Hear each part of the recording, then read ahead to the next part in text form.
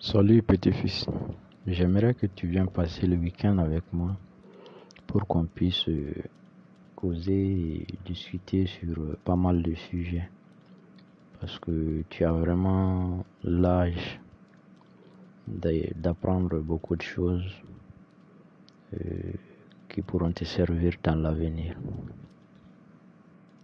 D'accord, grand-père. J'ai beaucoup de choses à partager avec toi parce que j'aimerais que tu sois dans les jours à venir un homme aguerri qui va servir de trait d'union entre l'histoire ancienne et l'actualité, car le monde aura besoin de ça dans les jours à venir. Ok, grand-père, avec plaisir. Bonjour, grand-père. Je suis venu faire les causeries du week-end avec toi, comme convenu. D'accord, petit-fils, ça me va droit au cœur. Prends place. Maintenant, tu es devenu mon élève. Sois surtout attentif et concentre-toi sur la causerie. D'accord, grand-père. Je vais t'écouter avec attention, s'il plaît à Dieu. Avant de commencer, j'aimerais tout d'abord te poser quelques questions. D'accord, je t'écoute, grand-père. As-tu déjà entendu parler de sagesse?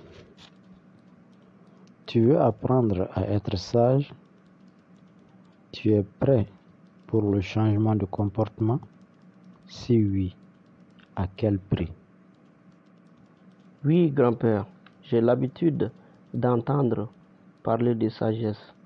J'aimerais aussi apprendre à être sage. Pour le changement de comportement, je suis prêt aussi à changer et à tout prix. Bravo au petit-fils. Tu viens de faire un grand pas vers le changement souhaité. Alors on commence.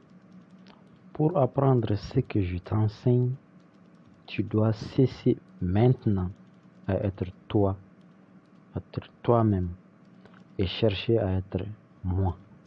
Tu es d'accord? Oui, grand-père. D'abord, on prend l'homme. On dit tout d'abord, qu'est-ce que l'homme? On dit que c'est l'être qui est tout et rien. Il est tout parce qu'il a une parcelle de la puissance créatrice. Et il n'est rien parce qu'une fièvre l'empêche des fois de s'élever. Donc il est tout et rien. Et alors, on dit quelle est la vie de l'homme. Alors la vie de l'homme est subdivisée en 9 degrés. Mais chaque degré, et puis ces 9 degrés sont encore subdivisés en 3 étages. Chaque étage a 3 degrés et chaque degré correspond à 7 ans. Ainsi, de la naissance jusqu'à la 7e année, on est au premier degré du degré inférieur, c'est-à-dire l'enfant est à l'école de sa mère. Il n'obéit qu'à sa mère, il ne croit qu'à sa mère. Tout ce qu'on lui dit, il vient demander à sa mère. Est-ce papa m'a dit ça, est-ce que c'est vrai? Ou bien j'ai vu ça, est-ce que c'est vrai? Donc, il ne voit que par sa mère durant 7 ans. Le deuxième septénaire, il passe à l'école de l'extérieur, que ce soit une initiation, que ce soit chez un maître ou ses camarades, c'est toujours l'école. Parce que pour nous, tout est école. Aller s'amuser, c'est aller à l'école. Aller puiser de l'eau, c'est aller à l'école. Tout est école, tout est enseignement. Pour nous, rien n'est simplement récréatif. Et alors, donc, l'enfant est dehors, apprend, mais il revient toujours pour demander à sa mère si ce qu'il a vu est vrai, si ce qu'il a entendu est vrai. et cela jusqu'à 14 ans. À partir de 14 ans, c'est-à-dire le deuxième septénaire passé, l'enfant commence à être une personnalité se séparant de sa mère. Il va vers sa 21e année. Il commence à dire à sa mère, non, tu n'as pas compris, c'est pas comme ça. Il commence à raisonner. Et alors à 21 ans, il a fini le petit cycle. Alors il est censé avoir fait un premier tour dans toutes les initiations. On lui a parlé des êtres vivants immobiles. On lui a parlé des êtres vivants mobiles ensemble pour parler comme un terme. On lui a parlé du règne animal. On lui a parlé du règne végétal. On lui a parlé du règne minéral. Alors maintenant, il approfondit ça encore durant 21 ans.